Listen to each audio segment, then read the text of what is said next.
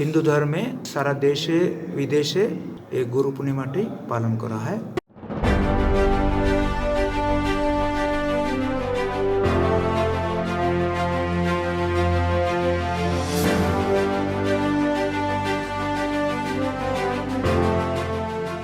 Jalpaiguri Ramakrishna mission আশ্রমে সোমবার গুরু পূর্ণিমা উপলক্ষে বিশেষ অনুষ্ঠানের আয়োজন করা হলো।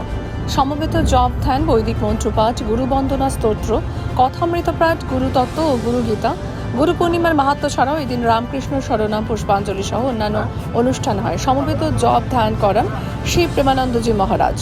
গুরু পূর্ণিমার মাহাত্ম্য সম্পর্কে অন্যান্য বিষয় নিয়ে বিস্তারিত পাঠ করেন অন্যান্য মহারাজ ও সন্ন্যাসী বৃন্দরা। সকাল থেকেই ভক্তদের ভিড় লক্ষ্য করা গেছে আশ্রমে।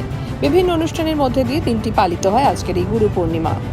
জলপাইগুড়ি রামকৃষ্ণ মিশন আশ্রমের সম্পাদক স্বামী শ্রী প্রেমানন্দজি মহারাজ বলেন, প্রতি বছরের মতন এবছরও গুরু পূর্ণিমার অনুষ্ঠানের আয়োজন করা হয়। আজকের দিনটি আধ্যাত্মিক জীবনের জন্য খুবই উন্নত। তিনি আরও বলেন, আগামীকাল 4 জুলাই রামকৃষ্ণ মিশন আশ্রমের 125তম বর্ষ উপলক্ষে ইউথ কনভেনশনের আয়োজন করা হয়েছে।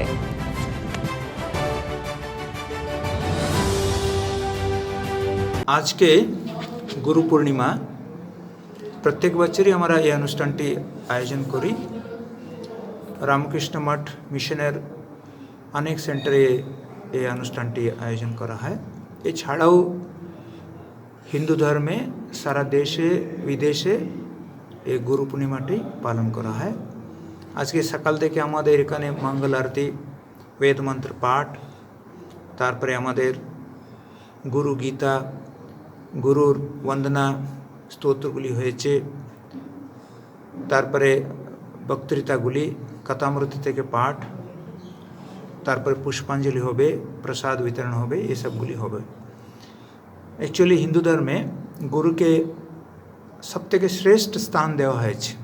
বলতে গেলে মা, বাবা, অন্য যারা আমরা দেখি, সবথেকে শ্রেষ্ঠ স্থান দেওয়া হয়েছে গুরুকে। শুধু ওটা নেই, গুরুকে ভগবানের সমান করা হয়েছে। গুরু ব্রহ্মা, গুরু বিষ্ণু, গুরুর দেব মহেশ্বর। আজকের দিনটা আধ্যাত্মিক জীবনের জন্য খুবই উন্নত, এটা একটা ফেস্টিভ্যাল। ওর মাহাত্ম্যটা যদি সেলিব্রেট করা হয়, তাহলে আধ্যাত্মিক জীবনে উন্নতি লাভ করা সম্ভব হয়। আজ